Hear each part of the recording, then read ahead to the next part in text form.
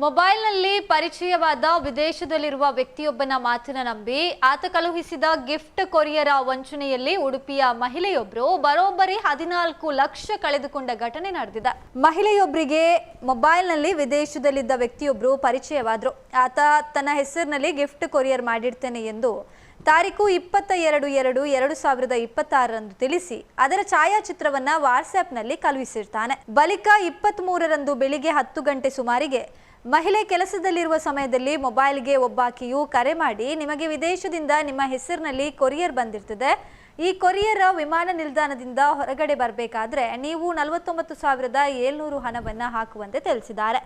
ಮಹಿಳೆ ಅವರು ತಿಳಿಸಿದ IDBI ಬ್ಯಾಂಕ್ ದೆಹಲಿ ಖಾತೆಗೆ 23/2/2026 ಕೆನರಾ ಬ್ಯಾಂಕ್ ಉಡುಪಿ ಬ್ರಾಂಚ್ ಮುಖೇನ ಕಳುಹಿಸಿರ್ತಾರೆ.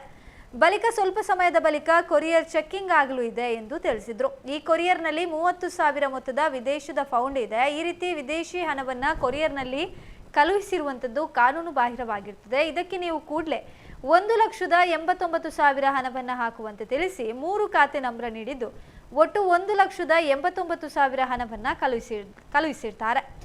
ಬಳಿಕ ಅದೇ ದಿನದಂದು ಸಂಜೆ ಆಕೆಯು ಕರೆ ಮಾಡಿ ಮನಿ ಎಕ್ಸ್ಚೇಂಜ್ ಮಾಡಲು ಹೆಚ್ಚುವರಿ ಹಣ ಕಳುಹಿಸುವಂತೆ ತಿಳಿಸ್ತಾಳೆ.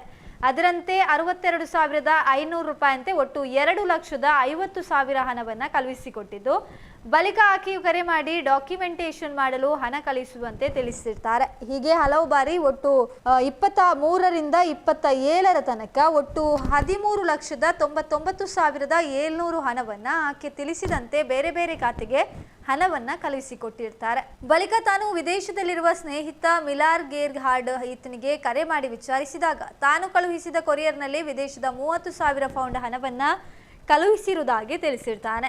ಈ ಕೊರಿಯರ್ನಲ್ಲಿ ಇದ್ದ ವಿದೇಶದ ಮೊತ್ತ ಭಾರತದ ಮೊತ್ತಕ್ಕೆ 37 ಲಕ್ಷ ಹಣ ಆಗೋದಾಗಿ ಕರೆ ಮಾಡಿದ ಮಹಿಳೆ ತಿಳಿಸಿರ್ತಾಳೆ. ಇವರಿಬ್ರು ಕರೆ ಮಾಡಿ ತಿಳಿಸಿದ್ರಿಂದ ಅವರ ಮಾತಿನ ನಂಬಿ ಒಟ್ಟು 13,99,700 ರೂಪಾಯಿಯನ್ನ ವಿವಿಧ ಖಾತೆಗೆ ಕಳುಹಿಸಿಕೊಟ್ಟಿದ್ದು, ಆದರೆ ಅವರು ಕಳುಹಿಸಿದ ಕೊರಿಯರ್ ಕೂಡ ಬಂದಿರೋದಿಲ್ಲ. ಬಳಿಕ ತಾನು ಮೋಸ ಹೋಗಿರೋದು ಗೊತ್ತಾದ ಹಿನ್ನೆಲೆ ಮಹಿಳೆ ಶಿರುವ ಪೊಲೀಸ್ ಠಾಣೆ ಅಪರಾಧ ಕ್ರಮಾಂಕ 22ರ ಕಾಲಂನಲ್ಲಿ BNS ರಂತೆ ಪ್ರಕರಣ ದಾಖಲು ಮಾಡ್ತಾರೆ.